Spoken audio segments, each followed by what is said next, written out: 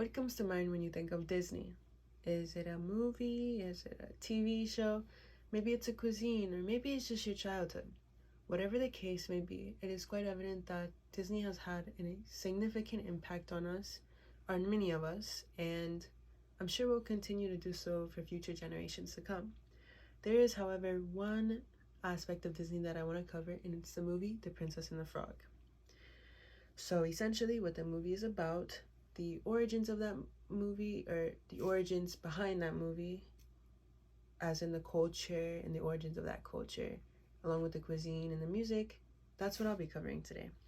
So, The Princess and the Frog is a Disney movie released in 2009 according to IMDb, and it is about a young, and I want to add emphasis on black girl because she was the first black Disney princess, and it was, I want to say, revolutionary for the black community because she was our representation, and she was a great representation. So she was a young black girl named Tiana who mostly grew up with her widowed mother, with the dreams and aspirations of cooking and owning her own restaurant. And of course, in the end of the movie, she gets her restaurant and becomes a princess and marries a prince and has a happily ever after. But during that time, at the end she got it, and during that time she became a frog, and she was working as a waitress, and she was making penny by penny to save up for a restaurant, and she was poor, but she was working really, really hard each and every day. And I wanted to add that background so that we can, because it plays in role with the culture and the things of, and just the movie as a whole. So I want to start off with the music, and if you might have seen the movie, you may know that jazz was very prominent throughout the movie. There was many scenes in which jazz was played, whether through instruments or through singing. Even NewOrleans.com itself says that jazz is a New Orleans staple. It's a part of their culture, and I will get into later in this speech as to why, or just kind of why, just a bit of an understanding.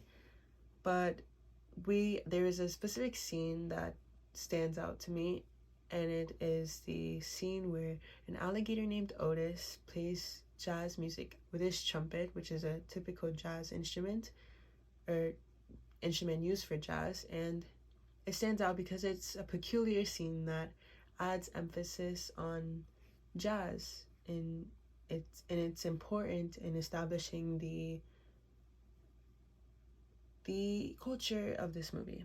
And so next I want to talk about the cuisine, and there are a couple of dishes that were shown throughout this movie, and two notable dishes were gumbo and beignets.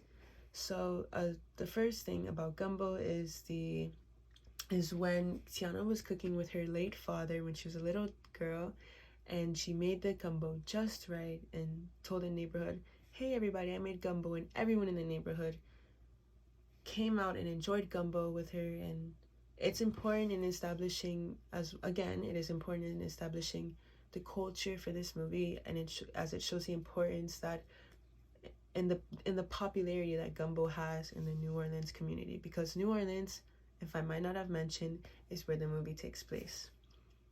So beignets also is another important aspect of the movie, because there are many instances in which the characters just love beignets, and there's even a moment where Tiana's best friend's father comes in and just orders into her restaurant when she was working as a waitress, and he comes in just to order beignets. That's it. And it's so, and I say this because I want to emphasize the popularity of beignets and how that associates with the culture of this movie.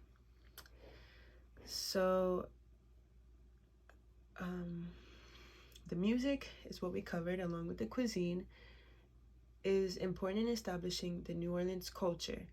But now, where does the New Orleans culture come from? Well, according to Britannica and the NewOrleans.com, New Orleans culture is a mixture of African American, French, and Spanish influence, and which I find quite interesting because it has all of these, the African American culture and French and Spanish all incorporated into one culture. So it's and it comes, there's a lot of history behind that, but that is for a different speech. But it all combines, which is really cool because there's so many aspects of different cultures that is just in one. So you get a three for all, if you will. And I thank you all for attending the speech, and I hope that you are a little bit more informed about the culture of the Princess and the Frog. And I hope that next time you watch a movie, whether it's a Disney movie or not, I hope you think about the meaning of the movie and the culture associated with it. And I hope you appreciate it a little bit more. I thank you all for watching, and I will see you all next time.